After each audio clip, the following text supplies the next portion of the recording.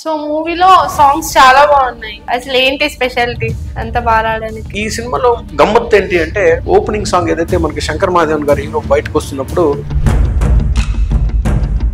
పాటలు బాగుంటే సినిమా సగం సక్సెస్ అయినట్టే. ఈ రోజున పాటలు అంత అద్భుతంగా ఉండటానికి కారణం మీరు బాగా ఫ్లాట్ కూడా చేస్తారంట, నిజమేనా? మీకు అనిపిస్తుంది అలాగా? ఏదో కొంచెం ఫ్లడ్ చేస్తాడు. కథ ఏంటంటే ప్రాబ్లం ఏంటంటే మగాళ్ళు కూడా ఫ్లడ్ చేస్తాడు. ఎగ్జాంపుల్ అండి, నన్ను ఫ్లడ్ చేయండి, ఎలా చేస్తారో ఇద్దాం. దానికి యాక్చువల్లీ సైకాలజీ ప్రకారం రావట్లేదే.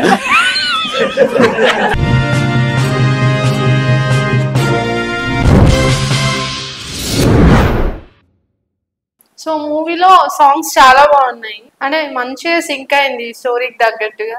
సో అసలు ఏంటి స్పెషాలిటీ అంత బాగా ఆడడానికి? అయితే మనందరికి తెలిసిన విషయం అండి, పాటలు సక్సెస్ అయితే పాటలు బాగుంటే సినిమా సగం సక్సెస్ అయినట్టే.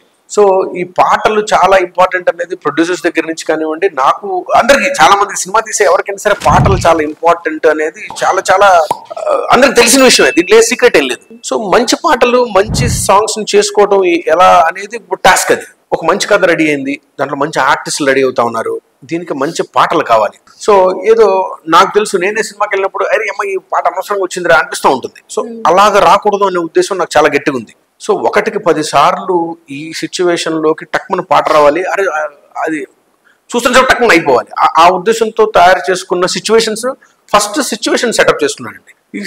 ఈ సినిమాలో గమ్మత్తు ఏంటి అంటే ఓపెనింగ్ సాంగ్ ఏదైతే మనకి శంకర్ మహాదేవన్ గారు హీరో బయటకు వస్తున్నప్పుడు యుద్ధం నడిపిన శంఖమయ్య అనే ఒక పాట ఒకటి బాలాజీ గారు రాసిన పాట. ఆ పాటని నేను 5 చరణాలు రాయించానండి. రైటర్తో పాటు సింగర్ కూడా షాక్ అయిపోయారు, ఏం పిచ్చెక్కింది ఏంటి, ఎవడన్నా ఒక చరణం ఒక పల్లవికే టైం లేదు, మేము 5 చరణాలు రాపించాడు అని అనుకున్నారు. కానీ నేను 5 చరణాలని చాలా ఆలోచించి సిచ్యువేషన్ ఎక్కడ రావాలో అక్కడ నీట్ గా సినిమా చివరి దాకా ఆ ఒక్క 30 సెకండ్లు అయినా సరే సీన్ ని నెక్స్ట్ లెవెల్ కి ఎలివేట్ చేసినాయండి. ఒక బ్యూటిఫుల్ సీన్ వస్తా ఉంది, బ్యాక్గ్రౌండ్ లో ఒక మంచి పాట, శంకర్ మహాదేవన్ గారు వాయిస్ మంచి పదాలతో వస్తుంటే ఎంత ఇంపాక్ట్ ఉంటుంది. సీన్ ని బాగా మనకి ఎలివేట్ చేస్తుంది. అలాగా చాలా కష్టపడి చాలా ఆలోచించి సిచ్యువేషన్స్ పెట్టుకున్నాం. సో మొత్తానికైతే సిచ్యువేషన్స్ అన్ని పెట్టుకున్నాం, అంతా బాగానే ఉంది, దీన్ని పిక్చరైజ్ చేయాలి. సో డైరెక్టర్స్ కి సినిమా మీద, కథ మీద, కథనం మీద, సీన్ల మీద, మాటల మీద విపరీతమైన ప్రేమ పట్టు ఉంటుంది. పాటలు డైరెక్టర్లకి ఒక సపరేట్ సెటప్. ఇది ఆ రిథము, ఆ ఫ్లో, ఆ సైకాలజీ అంత వేరే. అది మనం ప్రాపర్ గా ఎంత పెద్ద డైరెక్టర్ కూడా పాటని పట్టుకోవడం అంత ఈజీ కాదు. That's completely another world. మాలాంటి వాళ్ళకి పాట చేయడం అనేది అంత ఈజీ కాదు. ఏదో మాంటేజెస్ లో ఒక కథలాగా వస్తూ ఉంటే ఓకే, కానీ ఒక ఇద్దరికి మధ్యలో ఒక లవ్ సాంగ్ జరుగుతుంది, ఒక చిన్న స్టెప్ ఉంది ఒకటి, అది అవుట్, అసలు నేనైతే పారిపోతా అక్కడి నుంచి. సో ఇలాంటి సిచ్యువేషన్ లోకి పాటలు ఎంత ఇంపార్టెంట్ నాకు తెలుసు. సో ఇలాంటి పాటలు మంచిగా కొరియోగ్రాఫ్ చేసి మంచిగా ప్రొజెక్ట్ చేయగలగాలి, నాకు తగ్గట్టుగా ఉండాలి. నేను ఎవరికో అప్పటికి చేసి మీరు చేయండి అని వెళ్ళానంటే వాళ్ళ పైత్యము లేకపోతే వాళ్ళ టేస్ట్ వచ్చి దీనిలోకి ఇరుక్కుంటుంది. సో నాకు తగ్గట్టుగా మనసు పెట్టి నేను ఎంతైతే విపరీతంగా ప్రేమించానో అలాగ ప్రేమించి చేయగలిగితేనే ఈ పాటలు అనుకున్న సినిమా వస్తుంది. సో దానికోసం ఒక వ్యక్తిని పట్టామండి. ఇప్పుడు ఈ సినిమా అన్నిటికీ సుభాష్ సరికొండ అని, ఈజ్ మై బెస్ట్ ఫ్రెండ్, నాకు మంచి ఫ్రెండ్. అతను మెదరం కలిసి కూర్చొని ఫిల్మ్ కన్నా చాలా ముందుగానే డిస్కస్ చేసుకునే వాళ్ళం. ఈ సిచ్యువేషన్ ఇక్కడికన్నా ఇక్కడైతే బాగుంటుంది, ఈ సిచ్యువేషన్ మనకు వర్కౌట్ కాదని చెప్పి సలహా ఇచ్చే అంత క్లోజ్ నాకు. సో అయిపోయిన తర్వాత హీరోయిన్, ఓకే హీరోయిన్ ని చూసి హీరోయిన్ ఈ పాటకి ఈ అమ్మాయిని ఇలా చెప్తే బాగుంటుంది. సో అలాగే మీ ఇద్దరం చాలా దాని మీద ఇంకొక పెద్ద యజ్ఞం చేసేసాం పాటల మీద. ఈ రోజున పాటలు అంత అద్భుతంగా ఉండటానికి కారణం, ఫస్ట్ ఒక పాటను చూసి సినిమా సూపర్ హిట్ అనే ఫస్ట్ మాట వినింది నేను ఒక పాటలోంచి ఒక గ్లిమ్స్ రాగానే విన్నా. అమ్మయ్య, పాటలు ఫిల్మ్ ని నెక్స్ట్ లెవెల్ తీసుకెళ్ళడానికి చాలా ఉపయోగపడతాయండి. సో భళ్ళంటూ ఒళ్ళే విరిచి అనే ఒక పాట ఫిల్మ్ లో కైలాష్ గారు పాడారు.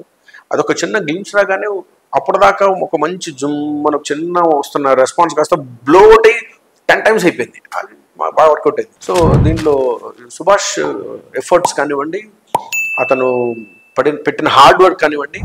అయితే ఏంటంటే అతనితో ఒక ప్రాబ్లం ఉంది. అంటే ఒక కొరియోగ్రాఫర్ అంటే ఏంటంటే వచ్చి పాట చేసుకొని వెళ్ళిపోవాలి, అతను అట్లా చేయడు.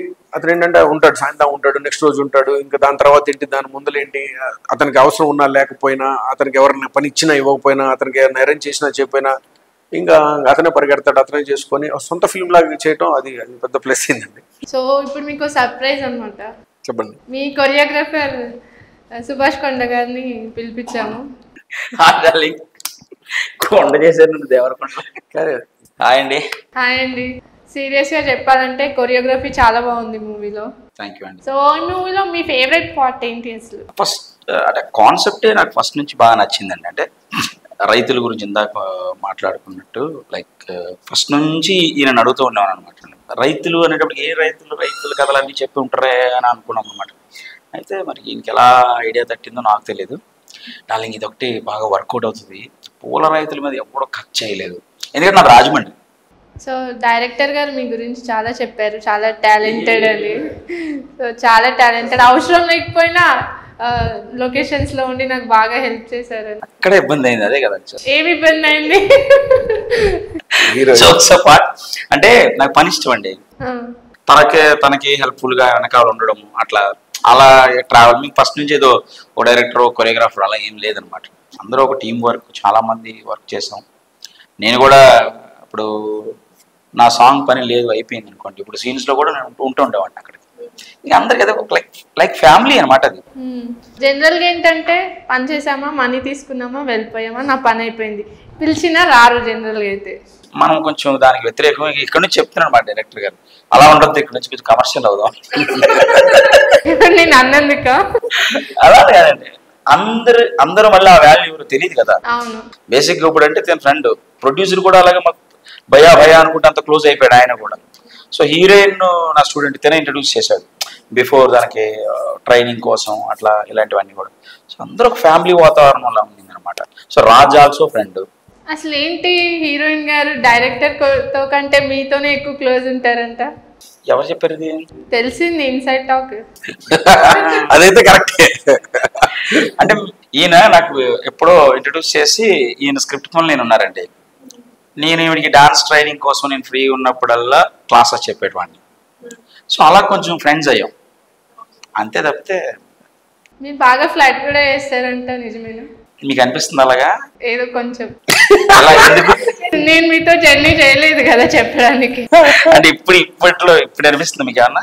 ఏమో తెలిసింది, నిజమా కాదా అది చెప్పండి. ఇప్పుడు ఫ్లడ్ చేసేటప్పుడు మిమ్మల్ని ఫ్లడ్ చేస్తారేమో అడిగామనుకో, నిజమా కదా చెప్పండి అంటే ఎలా చెప్తాం? టామ్ గారు మీరు చెప్పండి, అది నిజమా కదా? తనంటే అంటే చేస్తాడు, ఫ్లడ్ చేస్తాడు. కాకపోతే ఏంటంటే ప్రాబ్లం ఏంటంటే మగాళ్ళు కూడా ఫ్లడ్ చేస్తాడు. సో దానివల్ల ఏంటంటే అందరూ ఫ్లడ్ చేసేట్టు కనిపిస్తూ ఉంటుంది.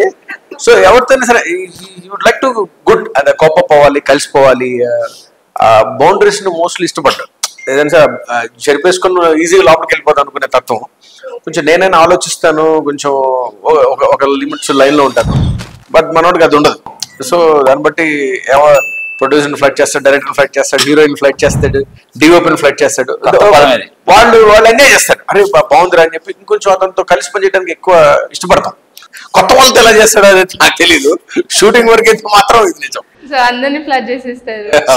నేను ఎలా ఇంట్లో ఎలా ఉంటాను, బయట ఫ్రెండ్స్ తో ఎలా ఉంటాను, సెట్ లో కూడా ఎలా ఉంటాను. కానీ సెట్ లో కొంచెం వర్క్ కి కొంచెం రెస్పెక్ట్ ఇచ్చి నా పని నేను సిన్సియర్గా చేస్తాను అంతే. జనరల్ గా అమ్మాయిలు అబ్బాయిలను ఫ్లర్ట్ చేయడం, అమ్మాయిలు అబ్బాయిలను ఫ్లర్ట్ చేయడం ఇష్టం. అందరినీ ఫ్లర్ట్ చేసే వాళ్ళని మిమ్మల్ని కొత్త ట్రెండ్ అండి. ఎగ్జాంపుల్ అండి, నన్ను ఫ్లర్ట్ చేయండి, ఎలా చేస్తారో ఇద్దాం. మిమ్మల్ని ఫ్లర్ట్ చేయలేనండి. అంటే నేను ఇప్పుడే తెలుసానా? అంటే ఇప్పుడే కదా మిమ్మల్ని చూసాను, కొద్దిసేపు టైం పడుతుంది. అంటే కెమెరా ఆన్ లో ఉన్నాయి కాబట్టి చేయరు. సో అన్ని కెమెరా వెనకాలే. దానికి యాక్చువల్లీ సైకాలజీ ప్రకారం